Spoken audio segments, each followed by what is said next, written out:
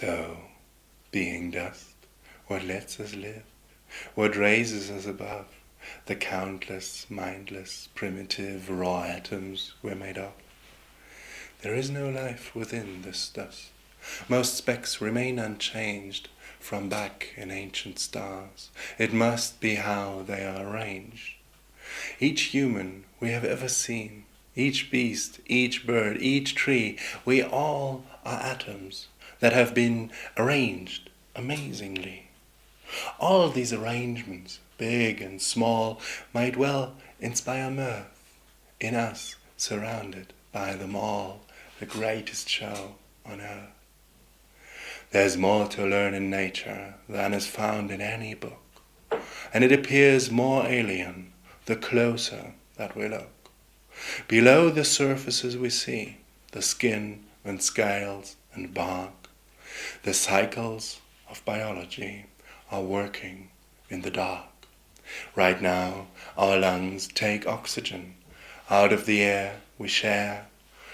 Our hearts and bloodstreams take it then and pump it everywhere. If we zoom closer, we can see our lungs to be a place where, in a dance of chemistry, our breath and blood embrace. We are built from many works of art, from organs that combine small tissues, each a special part with intricate design.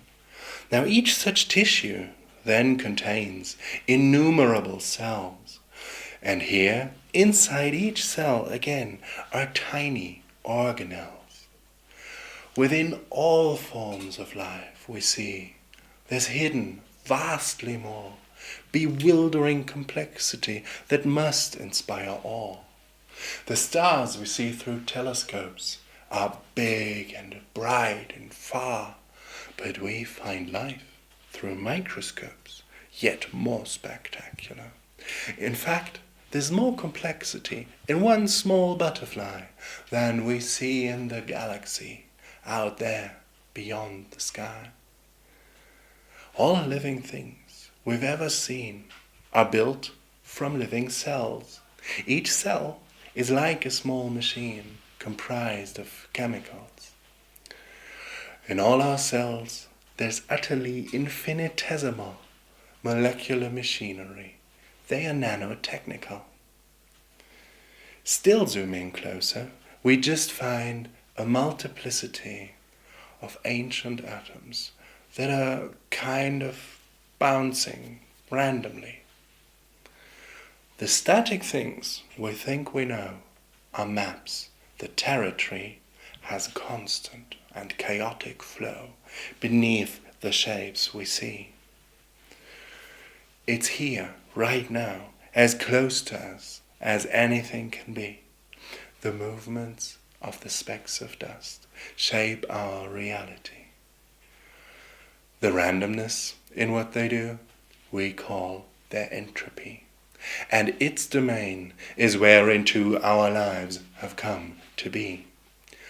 It disassembles ordered things unless they can outgrow its ceaseless blind disordering and spread within its flow.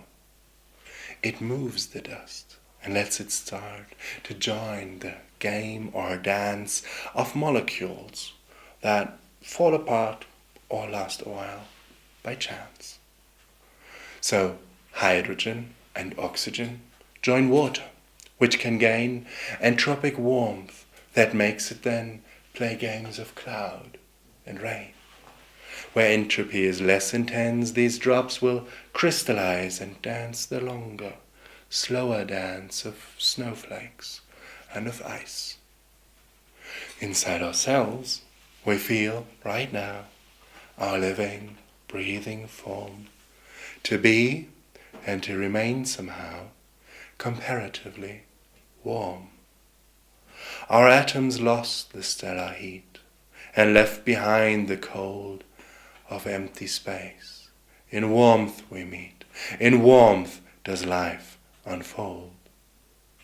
For heat destroys all forms and flows that chance may introduce, while cold does not select for those that work and reproduce. In warmth, the growing randomness of entropy can be just right for the profound finesse of biochemistry. Warmth such as ours makes atoms stay a little restless, so they bump into each other's way, react and change and grow. With carbon in particular, reactions are not rare, but the majority by far do not lead anywhere. Yet chemical reactions need mere moments to be done, and let the dust join games that lead to others further on. So, given lots of time, mere chance must sometimes foreordain that specks of dust will start to dance along reaction chains. Around 4 billion years ago, on Earth, a warm, wet sphere, reaction chains began to grow the paths that led us here. In chains of random chemistry, the molecules that they unite can, in their unity, join bigger games to play. In some, the flow of molecules could circle and arrive in lasting cycles that grew tools to multiply and thrive. In them, the games that entropy forever plays have come to let emerge biology that all of us grew from. We are built from this, from cyclical and still ongoing games of atoms and of chemicals that do not know our names. These games take place in everything. In every breath we take are trillions of them happening. All cells in us partake. A cell is what we call games far too numerous to count, sustaining one shared reservoir that holds the whole amount. Here, games that build each other spin a membrane to engulf them all. A greater game begins, a game that builds itself. Thou molecules can't learn or feel. The cells they joined into have learned to sense and eat and heal, as in us now they do. The games inside them match and fit each other. They create each other's necessary bits, and thus self-replicate. The largest, DNA, has space like memory to hold stored information. That's a place for new games to unfold. From codes that cells store in there stem large hosts of proteins that build us here to carry them. We call these codes our genes. Cells need to harvest energy to fight their slow decay by ever-present entropy, and thus keep death at bay. Some games can help the cells with this. Hence, some cells now include microbial photosynthesis that harvests light as food. Cells work so well that everywhere we look now, they are found, on every surface, in the air, and deep within the ground. They are the winners that remain. The losers are all dead. Life born to entropy's domain must die if it can't spread. These cells, competing, growing rife for countless years on end, turned Earth into this ball of life to which we now attend. Once single cells were all there was, but some of them became much bigger forms of life because they joined still greater games. In unity, they found new ways to gain more energy and grow within the fertile space we humans call the sea. With size, forestalling entropy becomes much more complex, but life invented, brilliantly, a game that does it: sex. Sex tests and recombines the genes that parents contribute. makes novel progeny and screens resulting attributes. And genes that happen to succeed in making progeny will travel in them and proceed through time and entropy. In each of us now breathing here are genes that long have gone through many generations. We're built just to pass them on. And entropy remains at play. All life that it has bred, however complex, must obey its rule that things must spread. To do this, cells must organize and function as a whole, so they have nerves which harmonize their work on common goals. One common goal is to explore new places, which is why some seaborne creatures left for more, for land and for the sky. And thus arose their multitude of Earth's whole biosphere that fills us with this gratitude we feel for living here. Yet now the human species shapes this world, and that transpires because a recent bunch of apes played cooking food on fires. This gave them much more energy, and they could use these gains to breed descendants such as we, with big and playful brains. With playful brains, we understand the games of entropy that played us into being and can play them consciously. With growing knowledge, we can trace all aspects of our lives to games that built the mental space wherein this knowledge thrives. At every scale, we see again so many things that draw upon each other. We might then think that's design or law. And yet, no law or plan exists. Mere chaos has let on each scale some lucky games persist that others build upon.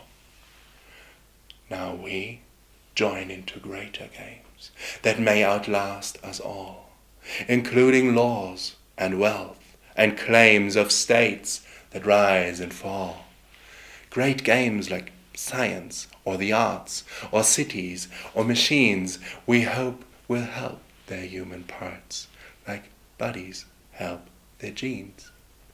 And in a sense, we all are one gigantic global game of interplaying games begun without a plan or aim.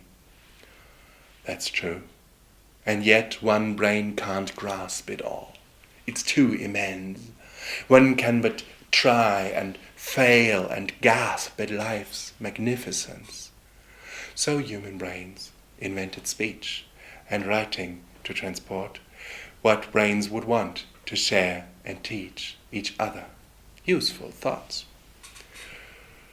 By sharing thoughts, we operate like large connected minds that ponder and accumulate the knowledge that we find.